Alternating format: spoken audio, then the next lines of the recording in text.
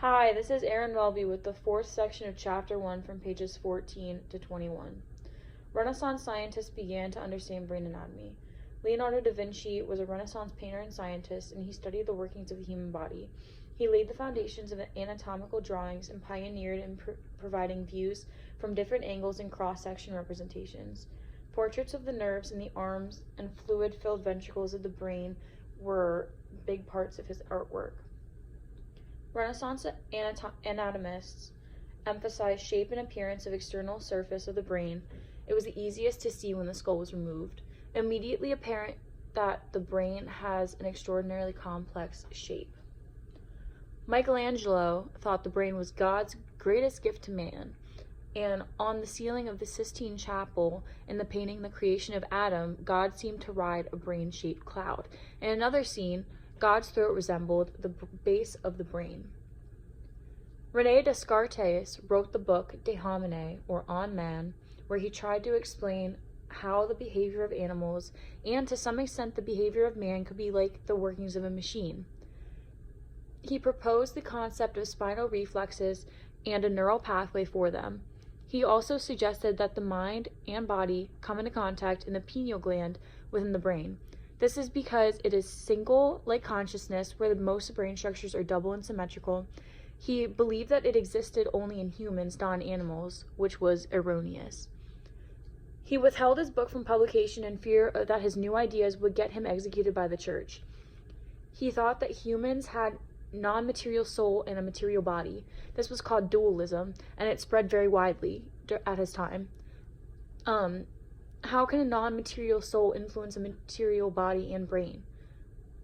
These were questions that later philosophers had to answer. Dualism is now rejected, and it is believed that all of the workings of the mind can be understood as purely physical processes in the material world, specifically in the brain. The concept of localization of function arose in the 19th century. Thomas Willis was an English physician, and he detailed descriptions of the structure of the human brain and systematic study of brain disorders. He convinced educated people that the brain coordinates and controls behavior. Phrenology is an outmoded belief that bumps in the skull reflect enlargements of brain regions responsible for certain behavioral faculties. This was a very popular belief in the 19th century. It asserted that the cerebral cortex consisted of separate functional areas and that each area was responsible for a behavioral faculty. The old view of phrenology thought that functions were assigned to brain regions anecdotally by observing the behavior of individuals and noting from the shape of the skull which underlying regions of the brain were more or less developed. New ideas of phrenology use technology, which enables us to roughly gauge how active different parts of the brain are when a person is performing various tasks. But virtually the whole brain is active when performing any task, so this is really a measure of where peak activity occurs.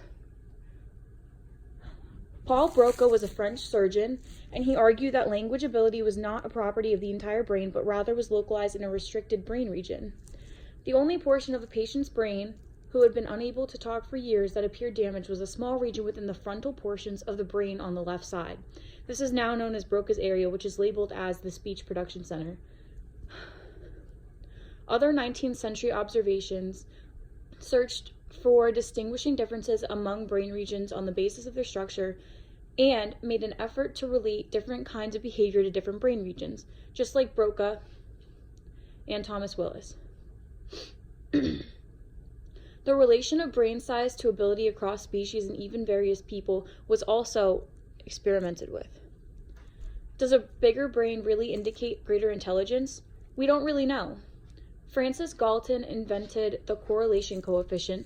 The greatest disappointment in his life was his failure to find a significant relationship between head size and intelligence.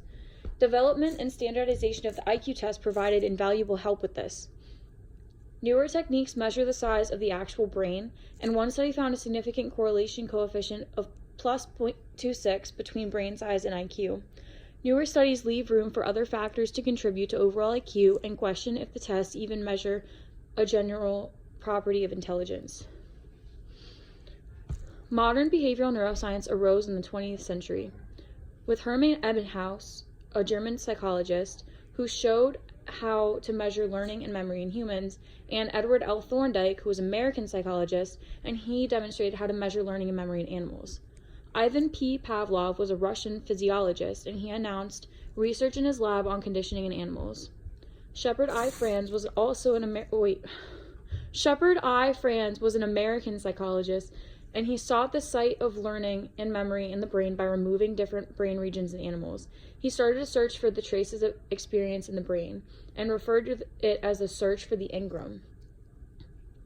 Donald O. Hebb was a Canadian psychologist and was a student of Lashley, who said that the search for traces of experience in the brain was the search for the engram. Hebb's book, The Organization of Behavior, showed how complex cognitive behavior could be accomplished by networks of active neurons. He also suggested how brain cell connections that are initially more or less random could become organized by sensory input and simulation into strongly interconnected groups that he called cell assemblies. This gave rise to the concept of the Hebbian synapse. Consciousness is a thorny problem. This is because consciousness is the state of awareness of one's own existence and experience. Adam Zeman studied aspects of consciousness, and he said that consciousness matters because it permits us to do important things like planning and mentally simulating what might happen in the future. Consciousness is also bound up somehow with the activity of the brain. We are now aware of all of our brain's activities. Some brain activity and therefore some behavior is unconscious. The deepest parts of our brain are important for arousal. The topmost parts of the brain are responsible for whatever we experience from moment to moment.